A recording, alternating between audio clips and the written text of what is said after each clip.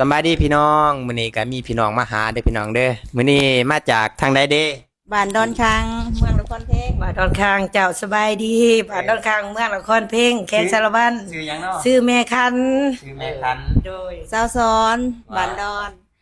เบนก่อนสวัสดีวันแกงหัวด โอเคพี่น้องเอ้ยนะมื้อนี้มาให้บ่าวทัดเนาะเบิ่งซองให้เด้อพี่น้องเด้อนะทัดก็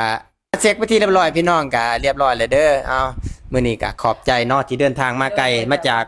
เมืองเพ่งพุ่นเนาะ โดยจากแม่ เมืองนครเพ่งพี่น้องเอ้ยเอาเป็นจังไดก็ขอฝาก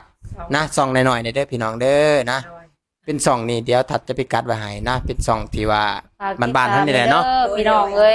ฝากเป็นกำลังใจในเดือน3 2พี่น้อง ใจให้เด้อ เพื่อว่ามี2ทางหรือมีโอกาสเนาะในการสร้างรายได้พี่น้องเป็นกำลังใจให้ทุกๆคนเด้อ สวัสดีเด้อพี่น้องฝาก บ้านแกงหัวด บ้านแกงหัวเนาะมันคงสิฝากเด้อสาวสาวบ้านเด้อฝากแม่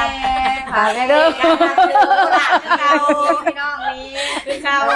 ตามสื่อโบราณขายหมูขายหยังก็ติดต่อมาได้เด้อ โอ บ้าน เค ดอนคางเฮา ขอบใจขอบใจทุกคนเด้อ ขายเราขายเบียร์ ว่า